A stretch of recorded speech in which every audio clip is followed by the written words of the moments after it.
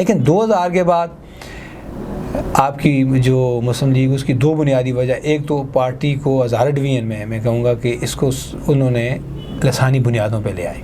جو سینیریو چل رہا ہے اس میں وہی جو کمیٹڈ لوگ تھے اور کاف لیگ کے آئے لوگوں میں آپس میں جو ہے نا وہ چپکش جو ہے نا وہ کھل کے جو ہے نا. اچھا سر، ظاہر ہے یہ تیسرے نمبر پہ آتی ہے پی ٹی آئی.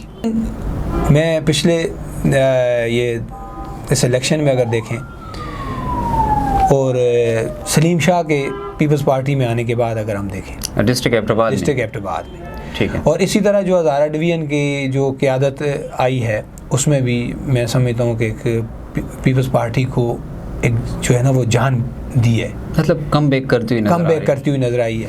السلام علیکم ناظرین، ہم چاہیں یا نہ چاہیں لیکن سیاست ہماری زندگی کا ایک لازمی جزو اور ہماری بحث کا ضروری حصہ ہے. اور جب آپ اپنے علاقے کی بات کریں، خاص طور پہ ہزارہ ریجن کی، تو یہاں گزشتہ تقریباً 2 عشروں کے دوران نمایاں سیاسی اتار چڑھاؤ آتے رہے. اگرچہ اس سے پہلے یہ خطہ مسلم لیگ خواہ وہ کسی بھی صورت میں ہو اس کا ایک مضبوط گڑھ رہا. یہاں ملک کی 3 بڑی جماعتوں یعنی مسلم لیگ، پیپلز پارٹی اور دیگر جو ہماری اس وقت جو ہے وہ پاکستان تحریک انصاف، یہ اتار چڑھاؤ کیسے ہوتے رہے اس کا ہم جائزہ لیں گے. آج کی نشست میں ہمارے ساتھ موجود ہیں سینئر صحافی اور سیاسی تجزیہ نگار راجہ محمد منیر صاحب. سر آپ کا بہت شکریہ.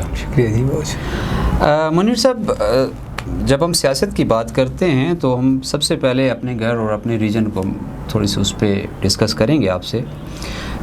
سر 1947 سے بلکہ اس سے قبل بھی آج بھی جو ہم ہزارہ کے لوگ آج بھی ایک کریڈٹ لیتے ہیں کہ مسلم لیگ کا ساتھ دیا لوگوں نے سب سے پہلے، لیکن 2000 کے بعد مسلم لیگ کو بتدریج یہاں پہ زوال ہوا.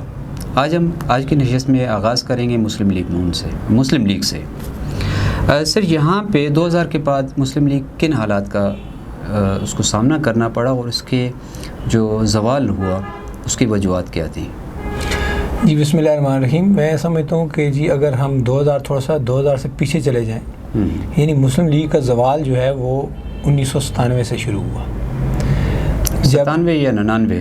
97 سے 97 سے شروع ہوا. وہ اس طرح شروع ہوا کہ جب مسلم لیگ کی حکومت بنی، اور اس وقت ہمیشہ اس سے قبل اگر آپ پیچھے دیکھیں تو صوبہ خیبر پختونخوا میں یا اس وقت صوبہ سرحد ہوتا تھا، تو اس میں ہمیشہ مسلم لیگ جو ہے وہ لیڈنگ جماعت کے طور پہ رہی، خواہ وہ ہزارہ ڈویژن تھی یا آپ کے کچھ جنوبی اضلاع میں کوہاٹ، مالاکنڈ ایجنسی اور ادھر تھے.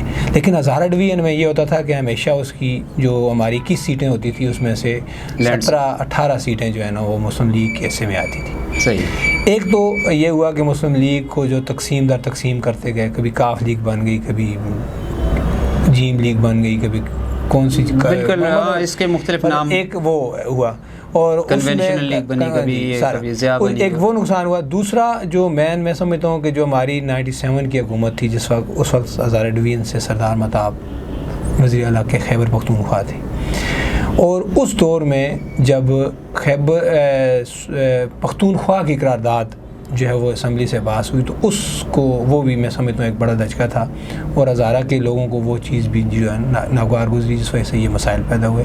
اور اس کے بعد یعنی ایک صرف ہزارہ ڈویژن میں نہیں، پورے صوبہ خیبر پختونخوا میں مسلم لیگ نون کو جو ہے نا مسلم لیگ کو نقصان ہوا، چاہے وہ کسی بھی شکل میں تھی. ٹھیک ہے.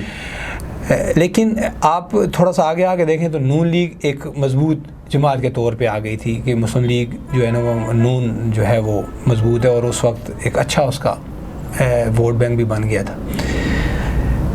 اس کے بعد مشرف کے دور میں مسلم لیگ کاف بن گئی، اور وہ سارے جو مسلم لیگ نون کے لوگ تھے، یہ مسلم لیگ کے لوگ تھے اس وقت نون کے، وہ سارے کاف لیگ میں چلے گئے. اور وہ کیونکہ وننگ آرس تھے آپ کے، بالکل، مطلب آپ کی جو پارٹی کے مین لوگ تھے وہ اس میں چلے گئے. اچھا سر، اس دوران کون سے اس وقت جو مسلم لیگ کے سرکردہ چہرے تھے وہ کون لوگ تھے؟ دیکھیں اس وقت جو مطلب جتنے بھی مسلم لیگ میں تھے وہ بابید زمان تھے، امان اللہ خان جدون تھے، مشتاق احمد غنی تھے، ٹھیک ہے جی. اسی طرح مانسہرہ سے سردار یوسف تھے، یہ سارے کاف لیگ میں چلے گئے. ہری پور سے یوسف ایوب تھے, سوری عمر ایوب سے, گور ایوب تھے, گور ایوب سے, ٹھیک ہے, اس وقت گور ایوب تھے, وزیر خارجہ بھی رہے تھے 97 کی حکومت میں جب مسلم لیگ کی تھی. اس کے بعد وہ سارے کاف لیگ میں چلے گئے تھے. ٹھیک ہے. اور کاف لیگ جو ہے وہ جب 2002 کے الیکشن ہوئے تو اس میں ہزارہ ڈویژن سے مسلم لیگ ہی جیتی, لیکن وہ کاف لیگ کی صورت میں جیتی. ٹھیک ہے, مطلب تھی وہ مسلم لیگ ہی, لیکن اس کی حیثیت تھوڑی سی بدل کے جیت گئی. اب جو 2008 کے الیکشن ہوئے, 2008 کے الیکشن میں یہ ہوا کہ یہاں سے پھر مسلم لیگ نون جو ہے اس میں وہی لوگ واپس آ گئے. اچھا. اور پھر دوبارہ نون جیت گئی تھی اس وقت, لیکن اس وقت اس کو وہ اکثریت نہیں ملی کہ جو 2000 پہلے سے 1997 سے ملتی تھی. مطلب اس کے بعد اگر ہم ان حالات واقعات کا جائزہ لیں تو یہ اگلے الیکشن میں بتدریج پیچھے جا رہی ہے. بالکل کم, صرف ہزارہ ڈویژن میں نہیں ہوئی, پورے پورے صوبے میں آپ کا دیکھیں بہت سارے آپ کے جنوبی بیلٹ میں مسلم لیگ بڑا, پشاور سٹی میں اسی طرح زور تھا, نوشہرہ میں تھا, ٹھیک ہے جی, سوابی میں تھا, کوہاٹ میں تھا, مالاکنڈ میں تھا, وہاں پہ مسلم لیگ اکثر سیٹیں لیتی تھی. صحیح ہے, ٹھیک ہے. اگر صرف ہزارہ ڈویژن سے نہیں ہوتی تھی وہ, کیونکہ مسلم لیگ اکثریتی جماعت ہوتی تھی, ہمیشہ اس کی حکومت ہوتی تھی, کسی بھی سیاسی جماعت کے ساتھ مل کے یا مسلم لیگ اکیلی حکومت بناتی رہی. بالکل. لیکن 2000 کے بعد آپ کی جو مسلم لیگ, اس کی دو بنیادی وجہ, ایک تو پارٹی کو ہزارہ ڈویژن میں کہوں گا کہ اس کو انہوں نے لسانی بنیادوں پہ لے آئے. اچھا, برادری کا جو پہلا جو اس کو دھچکا لگا وہ پارٹی جی لسانی بنیادی نظریات کے بجائے اپنے برادریزم پہ لے, برادریزم پہ آ گئے, تقسیم, مطلب پہلا جو اس کو میجر دھچکا لگا برادریزم پہ آ گئے. برادریزم آنے کے بعد ظاہر کوئی بھی سیاسی جماعت ہوتی ہے اس میں ہمیشہ ساری اقوام جتنی بھی قومیں ہوتی ہیں, مطلب وہ نظریہ ہوتا ہے, وہ کسی بھی قوم کا اس کا ایک نظریہ. لیکن جب آپ ایک جماعت کو ہی عہدے, ایک ہی برادری کے لوگوں کو عہدے دینے شروع کر دیں گے تو اس وقت پارٹی میں ظاہر ہے بتدریج اس میں جو اس کی مقبولیت میں کمی آتی جائے گی, مطلب اکثریت جو ہے وہ پیچھے ہٹنا شروع ہو گئی. ٹھیک ہے جی. اس کے بعد یہ ہوا کہ یہی لوگ سارے جو ہے نا وہ پاکستان تحریک انصاف میں کاف لیگ کی جتنا گروپ تھا وہ سارے کا سارا سوائے ایک سردار یوسف کے علاوہ, سردار یوسف واپس نون لیگ میں چلے آ گئے. باقی جتنے بھی کاف لیگ کے لوگ تھے وہ سارے پاکستان تحریک انصاف میں چلے گئے. اچھا, یہ ہم اس کو وہ مشرف والی پارٹی کہہ سکتے ہیں کہ وہ مشرف والی پارٹی تھی اٹھا کے؟ جی بالکل, وہ 100% وہی بات ہے. دیکھیں مشتاق غنی کو دیکھ لیں, اس وقت وہ کاف لیگ کے صوبائی جنرل سیکرٹری تھے. ٹھیک ہے جی.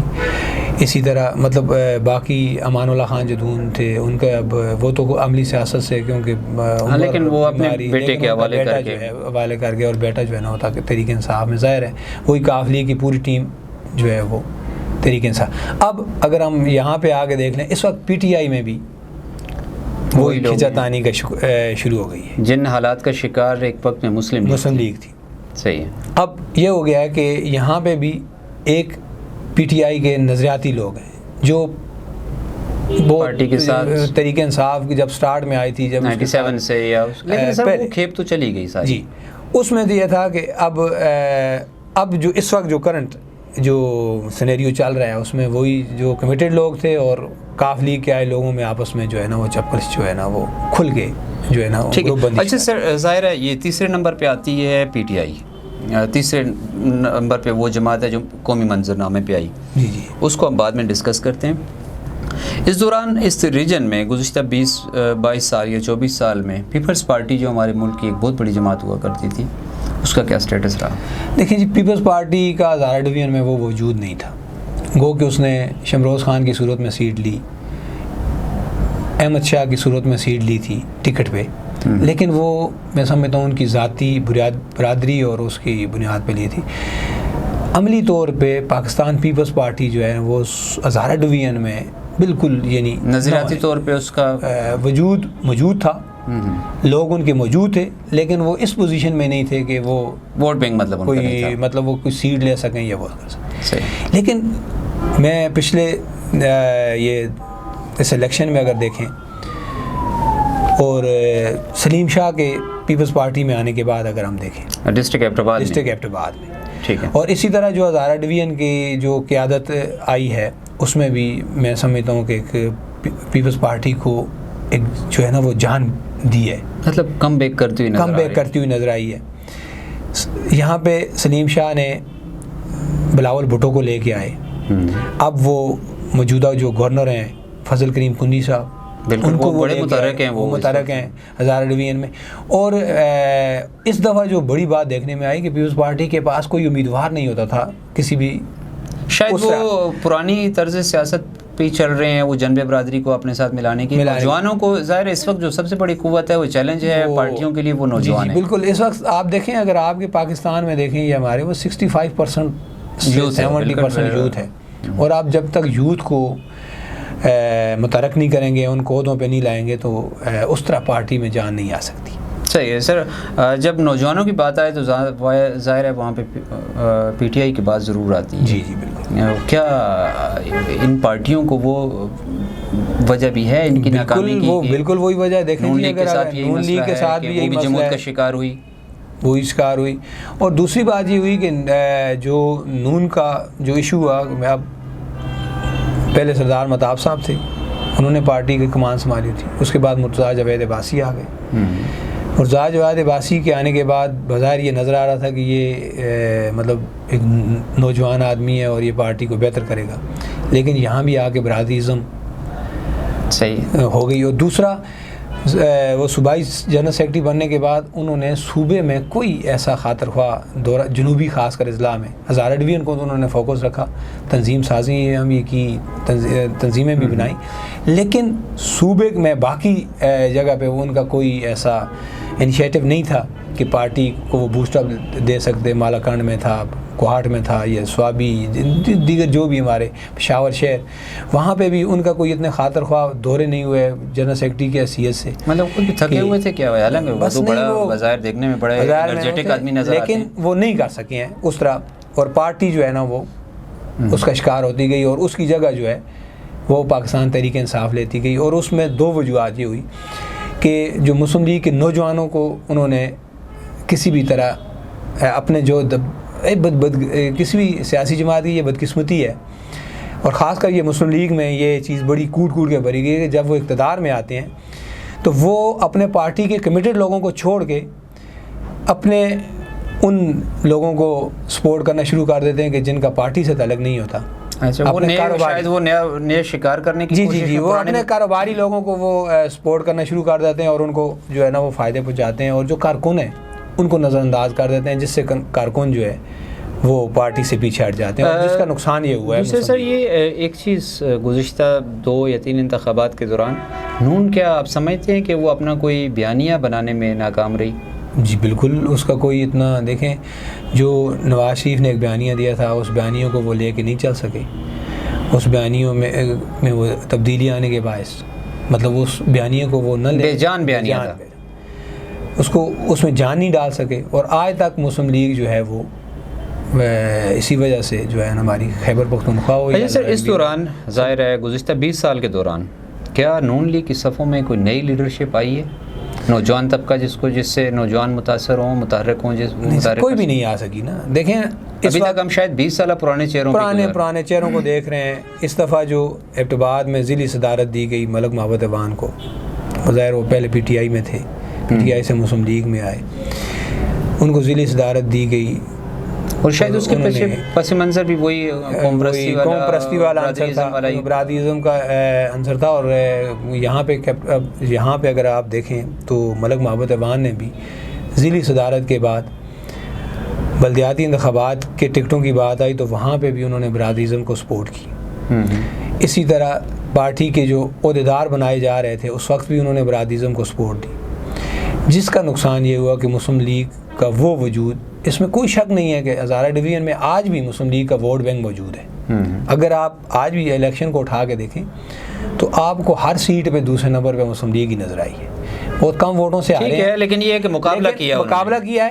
لیکن اس کو جو نقصان ہے, ایک تو وہ نوجوانوں کو آگے نہ لانا اور برادریزم کو فروغ دینا, ٹھیک ہے, عباسیزم سے نکل کے ایوانزم پہ آ گئے, ٹھیک ہے جی. دوسری برادریوں کے لوگوں کو اس طرح جو ہے نا نہیں سپورٹ کی گئی, نہ پارٹی میں عہدے دیے گئے, کہ جس کا نقصان یہ ہوا کہ مسلم لیگ جو ہے وہ ہزارہ ڈویژن میں اب وہ ختم ہو کرے گی. اگر پچھلے الیکشن کو ہم دیکھیں, ضلع ابٹباد بڑا دھچکا تھا. ضلع ابٹباد میں مسلم لیگ کو یعنی کہ دوسری جماعت کو ایک آدھ سیٹ آزاد امیدوار جیت جاتا تھا، ورنہ مسلم لیگ ہی کو سیٹ ملتی تھی. اسی طرح مانسہرہ میں، ہری پور میں. لیکن اگر پچھلے الیکشن کو اگر آپ دیکھیں تو یہاں بری طرح آ رہے. صحیح. مانسہرہ میں یہ ہوا کہ سردار یوسف وہ اپنے بیٹے کے ساتھ جیت کے وہاں بھی آ رہے. وہاں پہ کچھ اور پس منظر اس کا بھی کچھ اور ہوتا ہے، لیکن یہ ہے کہ چلیں وہ ہری پور میں ٹوٹلی صفایا ہو گیا، ٹوٹلی ہار گئے. بلکہ مسلم لیگ کے ٹکٹ بھی جو ٹکٹ پہ لڑتے رہے الیکشن، انہوں نے ٹکٹ بھی نہیں دی. اچھا، مطلب ظاہر انہوں نے بھی راجہ فیصل زمان ہے، قاضی اسد ہیں، وننگ وہ تھی، انہوں نے ٹکٹ بھی پارٹی کا نہیں لیا، وہ آزاد حیثیت میں الیکشن میں آئے. سر یہ ظاہر ہے ہم اس پہ ہم اگلے آپ کے ساتھ نشست میں پیپلز پارٹی کے حوالے سے تھوڑا سا تفصیلی گفتگو کریں گے، اور باقی ہماری جو مذہبی جماعتیں اور قوم پرست جماعتیں ہیں ان کے ووٹنگ کے اتار چڑھاؤ کے حوالے سے آپ سے نشست رکھیں گے اگلے پروگرام تک. ٹھیک ہے، اجازت ہے. بہت شکریہ. اللہ حافظ. اللہ حافظ.